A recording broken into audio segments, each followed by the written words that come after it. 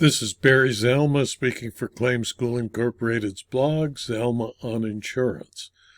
Today we're going to talk about a conviction that was affirmed even though the defendant alleged that he was deprived of his constitutional right to confront witnesses.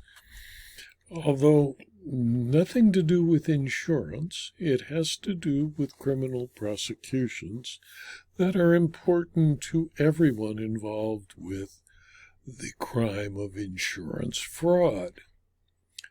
Michael McCullough appealed from the judgment of sentence imposed following his convictions for one count each of aggravated assault, person, not to possess a firearm, carrying a firearm without a license, and recklessly endangering another person. In Commonwealth of Pennsylvania versus Michael McCullough, the Superior Court of Pennsylvania on September 24, 2024, was faced with a challenge from McCullough on his conviction because of his inability to confront a witness, a violation of the United States Constitution. He received 10 to 20 years in jail and was trying to get the sentence reduced or eliminated. On March 4 of 2019, authorities responded to a shooting in downtown Pittsburgh. The victim, Lawrence Toombs, was encountered lying on the sidewalk near the intersection of Liberty Avenue and 7th Street with 2 bullet wounds in the left upper chest. The jury was shown video footage of the shooting, still photographs of the shooting, and video footage of the suspect's flight from the scene. Gunshot testing of McCullough's right hand was positive for gunshot residue. Following his conviction, the above-mentioned charges, the appellant was sentenced to an aggregate term of 10 to 20 years of incarceration, followed by a 2-year period of probation. McCullough appealed and raised the following 2 claims.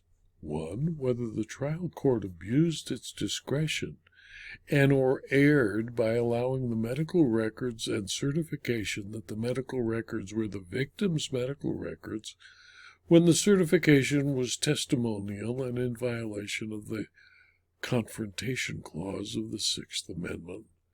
2, whether the trial court abused its discretion and or erred by allowing redacted medical records into evidence when redacted medical records are not permitted to be entered into evidence under the medical records exception to the hearsay rule when the records were not a true and complete reproduction. Appellant first argued that his rights to confrontation were violated when the Commonwealth failed to produce a witness at his trial who could testify that the copy of the victim's medical records that were admitted to trial were true and accurate. Issues related to whether the admission of evidence violated an accused's rights under the Confrontation Clause are questions of law, and the Sixth Amendment's Confrontation Clause generally prohibits the admission of hearsay statements that are testimonial in nature. Stated differently, testimonial evidence has a primary purpose of creating an out-of-court substitute for trial testimony.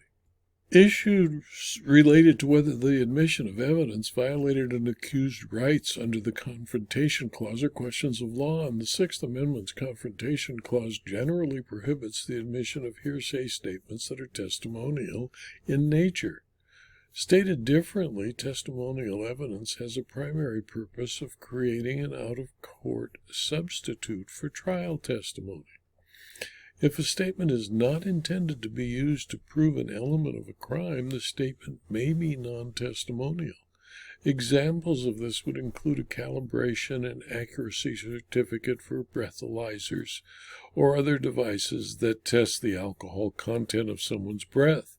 These certificates merely certify the reliability of the device.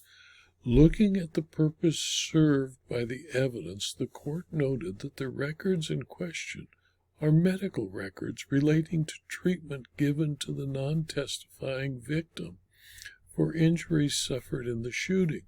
Because the victim did not testify, the prosecutor sought to introduce the victim's medical records and accompanying certification to establish the victim's injuries. As objective information, the records are not testimonial for the Court of Appeals purposes. Since a medical records certificate does not vouch for the substance of those records, but merely certifies that the hospital furnished accurate copies of records, the certificate was not testimonial. Accordingly, there was no confrontation clause violation. The victim's personal identifying information contained in the medical records was irrelevant at appellant's trial, and that's why they were redacted. In fact, someone who shot the victim would not be the kind of person you wanted to tell where the victim lives and how to find him. The only purpose served by the medical records was to show that the victim in this case suffered a serious bodily injury, and the jury did not need to know the victim's address, birth date, social security number, or who his insurance company was. The information about the victim's injuries was not limited to the medical records in question. Video evidence of the accident showed appellant raise his arm while holding a firearm and shoot twice directly at the victim. The victim was also found lying in a pool of blood, and Detective Corey Adelsberger testified to inspecting the victim and discovering the 2 gunshot wounds. The Court of Appeals concluded that the appellant suffered no prejudice and is not entitled to relief on his claims, so the judgment of sentence was affirmed. In my opinion, the U.S. Constitution gives a criminal defendant the right to confront witnesses against him. McCullough tried to defeat his conviction by claiming he was not allowed to confront the custodian records of the hospital that treated the victim he shot twice, since all the custodian attested to was that the copy prepared was an accurate copy of the victim's records. There was no testimony, and the records established that the victim suffered serious injuries, which, when added to the testimony of the police officer who found him in a pool of blood with 2 bullet wounds to the chest, who was available to he was available to be confronted. A serious criminal seeking appellate relief for his obvious guilt was the case involved, and the court appropriately sent Mr. McCullough off to his stay in the Gray Bar Hotel. This video was adapted from my blog, Zelma on Insurance, which is available free to anyone who clicks on the URL zelma.com/blog. You can subscribe to the blog and you'll receive notice of every blog posting, usually 5, sometimes 6 a week. And you'll also have access and can subscribe to these videos on rumble.com and youtube.com. And if you do, I'd appreciate it if you click on the like button on YouTube and the thumbs up button on rumble.com. And if you're interested in further detail about insurance, insurance claims, insurance law, and insurance fraud, please consider, for a very small fee, subscribing to my Substack publication. Thank you for your attention.